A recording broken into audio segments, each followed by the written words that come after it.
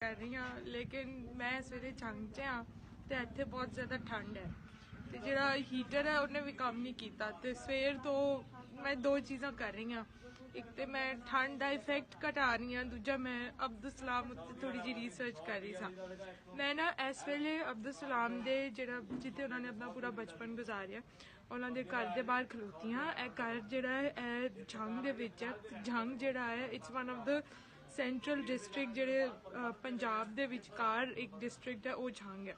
ठीक है ना तो मेरे पीछे घर है घर तो बहुत छोटा जिन्ना है ठीक है तो हुण मैं ये जा रही हूँ I am going to turn around and you guys are going to be on camera okay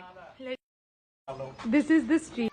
the happy thing is कि घर जो है बहुता बदलिया नहीं है यह गवर्नमेंट की प्रॉपर्टी बन गई है तो उन्होंने जो है वो प्रिजर्व किया होया हाले तक ओके तुसी नहीं आ रहे कैमरे च ओके नाउ ए दो तकरीबन 1.5 मरले का यह घर है 2 मरले भी नहीं पूरे ते 2 कमरे ने ते ए वाला जिहड़ा कमरा है उत्थे उन्हां दे भैन भरा ते अम्मी अब्बू रहिंदे सन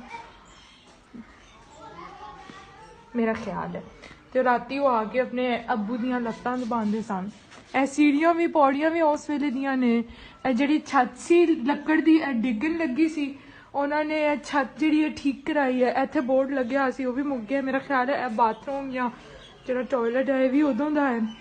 ठीक है ए जिहड़े घर ने हुण ए सारे नवे बने हुए हैं तो यह भी जिहड़ियां इट्टां ने ए नवियां ने पहले छोटियां इट्टां होंदियां सन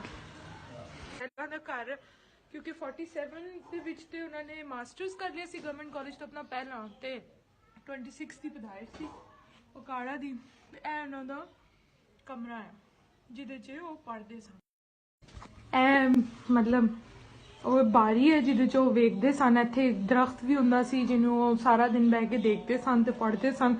ਇੱਥੇ ਉਹਨਾਂ ਨੇ ਲਾਇਆ ਹੋਇਆ ਹੈ ਨਿਸ਼ਾਨ ਕਿ ਜਿਹੜੇ ਨੋਬੈਲ ਲੌਰੀਏਟ ਨੇ ਹਾਲਾਂਕਿ ਉਹ ਪਹਿਲੇ ਸਾਇੰਸ ਦੇ ਵਿੱਚ ਜਿੱਤਣ ਵਾਲੇ ਪਹਿਲੇ ਮੁਸਲਮਾਨ ਨੇ ਜਿਨ੍ਹਾਂ ਨੂੰ ਮਿਲਿਆ ਸੀ ਤੇ ਉਸ ਤੋਂ ਬਾਅਦ ਪਾਕਿਸਤਾਨੀ ਤੇ ਜ਼ਾਹਿਰ ਹੈ ਪਹਿਲੇ ਸਨ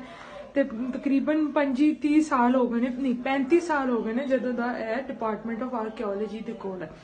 ਤੇ ਇਹ ਛੱਤਾਂ ਛੁੱਤਾਂ ਦੀਵਾਰਾਂ ਸਾਰੀਆਂ ਇਹਨਾਂ ਨੇ ਨਵੀਆਂ ਪਵਾਈਆਂ ਨੇ ਲੇਕਿਨ ਨਕਸ਼ਾ ਜਿਹੜਾ ਹੈ ਉਹ ਹਾਲੇ ਤੱਕ ਹੋ ਜਿਹਾ ਹੈ ਠੀਕ ਹੈ ਇੰਨਾ ਕੋਈ ਵੱਡਾ ਘਰ ਨਹੀਂ ਹੈ ਤੇ ਨਾਲ ਵਾਲਾ ਜਿਹੜਾ ਘਰ ਹੈ ਉਹ ਦੇਖਦਾ ਇੱਥੇ ਇੱਕ ਬੱਕਰਾ ਵੀ ਆਰਾਮ ਫਰਮਾ ਰਿਹਾ ਘਰ ਦੀ ਸ਼ਕਲ ਤੇ ਖੁਸ਼ਬੂ ਤੇ ਸਾਰੀਆਂ ਚੀਜ਼ਾਂ ਹਾਲੇ ਤੱਕ ਤਕਰੀਬਨ ਉਹ ਜਿਹੀਆਂ ਹੀ ਨੇ ਬਾਹਰ ਲੋਕੀ ਬਹਿ ਕੇ ਗੱਲਾਂ ਕਰਦੇ ਪਏ ਨੇ ਪੰਜਾਬੀ ਚ ਮੈਂ ਹੁਣ ਨਾ ਪੌੜੀਆਂ ਜਾ ਰਹੀ ਹਾਂ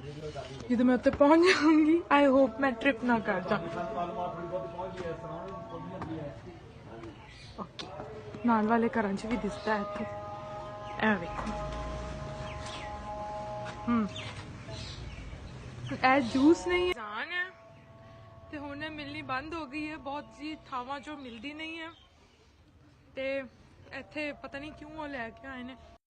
ਵੀ ਦੇਖੋ ਇਹ ਗਲੀਆਂ ਤਕਰੀਬਨ ਸ਼ਕਲ ਜਿਹੜੀ ਹੈ ਇਸ ਇਲਾਕੇ ਦੀ ਉਹੋ ਜਿਹੀ ਹੈ ਜਿਵੇਂ ਉਸ ਵੇਲੇ ਸੀ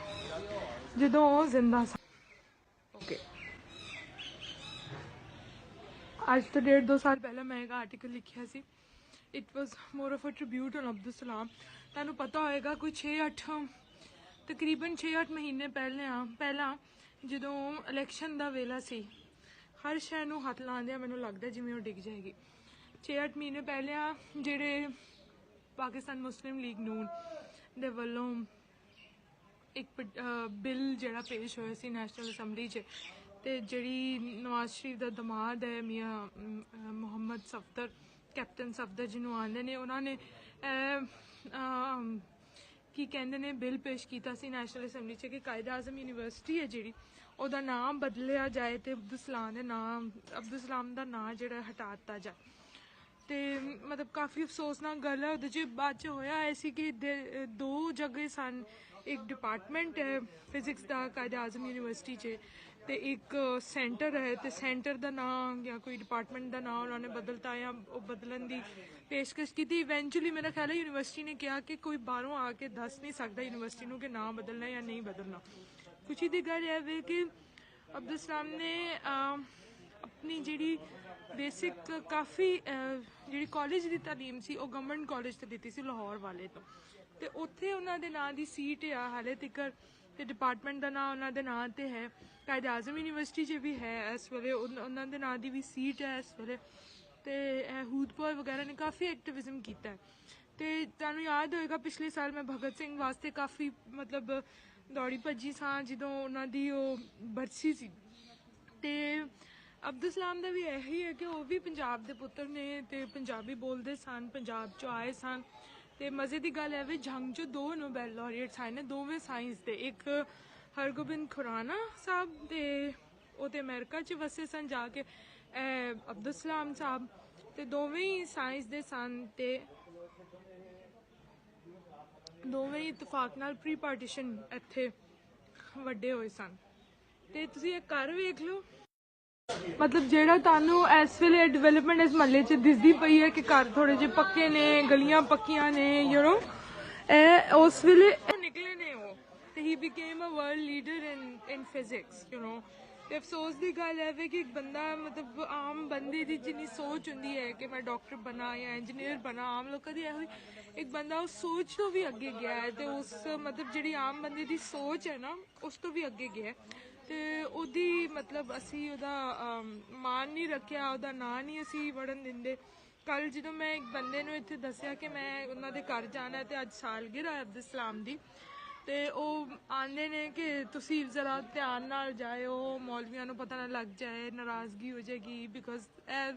ਫੇਮਸਲੀ ਹੁਣ ਨੋਨ ਹੈ ਕਿ ਅਬਦੁਲ ਸਲਾਮ ਜਿਹੜੇ ਸਨ ਉਹ ਅਹਿਮਦੀ ਸਨ। ਤੇ ਬਸ ਇਹੋ ਹੀ ਟ੍ਰੈਜਿਕ ਕਿ ਪੰਜਾਬ ਦਾ ਪੁੱਤਰ ਜਿਹੜਾ ਪੰਜਾਬੀ ਜ਼ੁਬਾਨ ਨਾਲ ਇੰਨੇ ਪਿਆਰ ਕਰਦਾ ਸੀ, ਪੋਇਟਰੀ ਬਹੁਤ ਸ਼ੌਕੀਨ ਸਨ, ਤੇ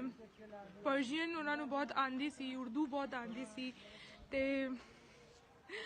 ਤੁਹਾਨੂੰ ਪਤਾ ਫੁੱਟਬਾਲ ਦੀ ਵੀ ਸੁਪਰਵਿਜ਼ਨ ਕਰਦੇ ਨੇ ਗਵਰਨਮੈਂਟ ਕਾਲਜ, ਬਹੁਤ well rounded personality. It is absolutely remarkable ਕਿ ਉਹ ਕਿੰਨੀ ਦੂਰ ਗਏ ਸਨ। ਮਤਲਬ ਸੋਚ ਕੇ ਵੀ ਬੰਦਾ ਹੈਰਾਨ ਹੁੰਦਾ ਹੈ ਕਿ ਪਾਰਟੀਸ਼ਨ ਤੋਂ ਪਹਿਲਾਂ ਉਹ ਬੈਠੇ ਜਿਹੜੇ ਸਨ ਪੜ੍ਹਾਈ ਇੰਨੀ ਕਰਦੇ ਸਨ। ਜਦੋਂ ਉਹਨਾਂ ਨੇ ਮੈਟ੍ਰਿਕ 'ਚ ਨੰਬਰ ਲਿੱਤੇ, ਮੇਰਾ ਖਿਆਲ ਹੈ ਆਈ ਥਿੰਕ 34 ਜਾਂ 38 'ਚ ਕੀਤਾ, ਉਹਨਾਂ ਨੇ 34 'ਚ ਕੀਤਾ ਹੋਏਗਾ।